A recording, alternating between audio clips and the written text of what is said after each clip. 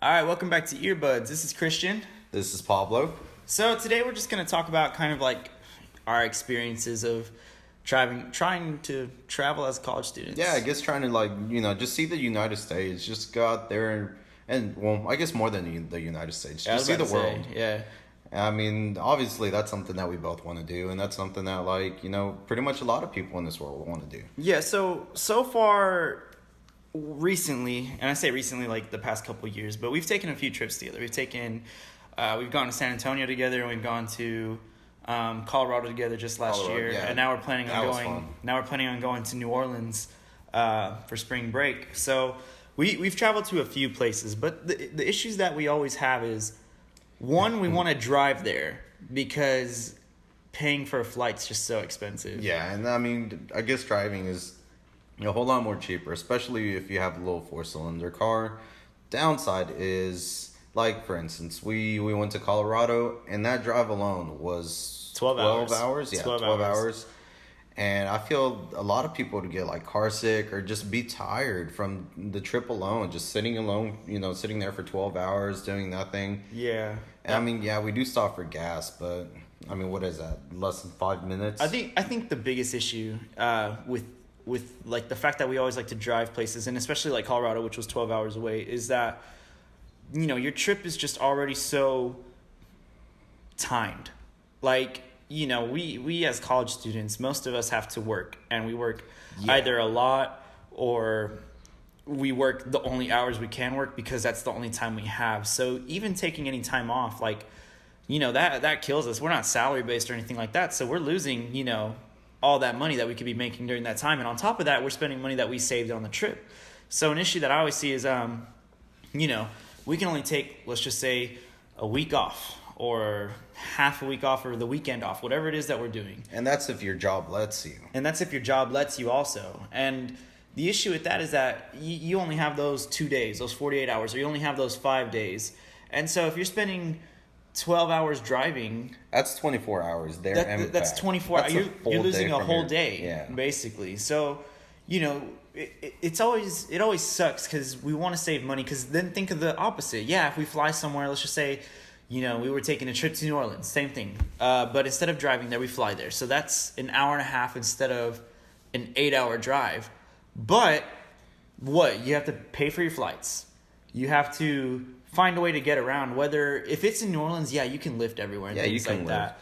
But you're not always going to be going somewhere where you can live. Sometimes it's you want to go see something an hour away.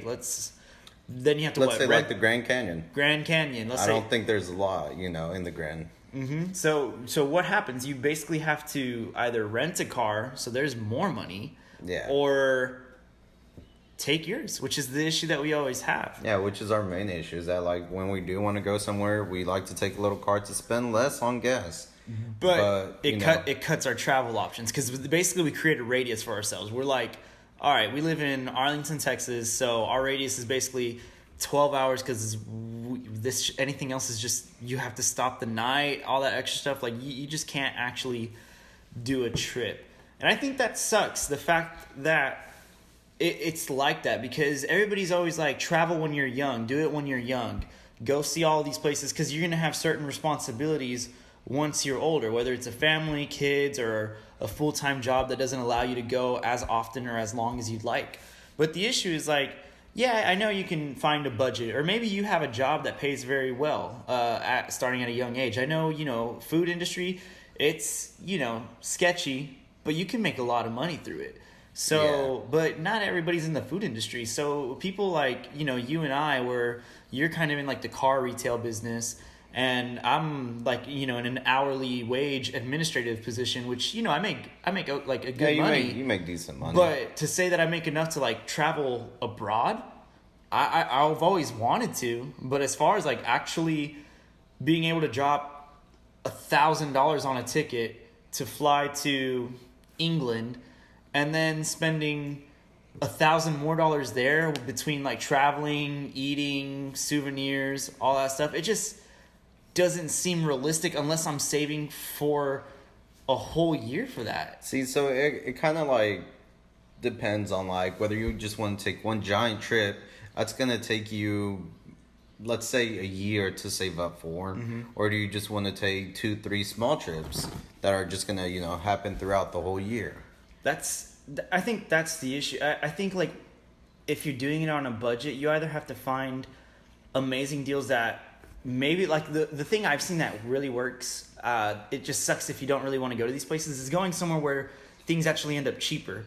So I know like South America, like going to places like Mexico, your dollar is going to actually be worth more when you're down there. So yeah, everything's cheaper. I've seen Vietnam's like that also, places like that. Yeah, the problem there is that if you want to go to more different places like Europe, the dollar there is a whole lot lower than the euro. You have to spend more. So you got to be able to spend more. Yeah, so it's definitely a struggle. I wish I knew the answer. I really don't. Obviously, our balance has always been staying close and driving to those places. And even now, we've been talking about, flying to New York or California because that's a 2-day drive for those places. So we can't drive there, but... So I guess as my question as a college student, like, let's say for the Colorado trip, how did you, like, manage your money and, just find the time to just make it all work? I think we have to be honest with ourselves. I definitely think a lot of younger people have issues budgeting because, we do like I said, you don't have like full responsibilities yet for the most part. There's always exceptions, but for the most part, people don't. So if they get $200 and they feel like buying a shirt that's $100, they can go and buy that shirt. So I think what's very important is managing your money, knowing how to budget. I know my biggest weakness personally is food. Oh, yes. I love to go out and get food. Like I can cook good at home. Like I really can, but there's just something about like, just wanting to go eat at a new place that you haven't tried before or trying a new type of food that you haven't had before. So, it's only like $10 or $7 to $10, but eventually it adds up. Yeah. Let's say monthly you do try like 5-6 different new places. That alone, that's $60-$70 that you'd spend. And let's just say you only make $600 a month, maybe. Like I said, a lot of people have different types of jobs, but if we're doing the average, some college students don't even work. Some work very minimal because they have part-time, and some work full-time basically and go to school full-time. So the price ranges... Props to them. Yeah, for real. So the price ranges is always different, but I just think that's very important. I think that's something everybody can work on as an adult, as a kid, not a kid, but like a teenager, as a young adult. Like just work on managing your money and setting a budget. And once you set that budget, you can put it in your budget to save also. That's always what I end up doing for a trip. I know, like my tax refund's coming. I'm not going to drop it on something huge. I'm going to make sure I save that and apply it to my trip because that's what I normally like doing with it. But I just think it sucks that we have to that they always say now's the time to go out and do things. But the issue is that sometimes we just can't, to be honest with you. And you just have to kind of work your way around it. If you can afford to go far, then go far. Lucky props to you and all that stuff. Yeah, but if you can't, you can definitely take shorter trips and still have great time and great memories. Definitely. I'd say the primary thing is just choose your friends wisely. Obviously, you don't want to go with Down Debbie, but for me, I've loved the trips that we went on. I feel like us as friends, we've always had a really good connection. To just explore the world and just keep going no matter where we're going, whether it's like Colorado. I'm really looking forward to this New Orleans trip. But for me, I wouldn't say I own a small little business, so I feel like I have a little bit more money and time since I'm sort of not going to college right now. I know the whole thing is the whole... I broke. That's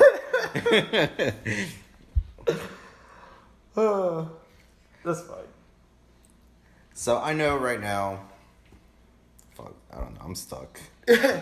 Yeah. So traveling can be done. If people are in better situations, that's awesome. But definitely, I think the most important thing is to budget your money. And if you want to make a trip happen, you can make it happen. Just either save up or just maybe go a little smaller until you can't afford it. Maybe you can't afford a London trip, but you can afford a trip to San Antonio. And even though it's not exactly what you wanted, as long as you go with the right people, you'll still have a great time.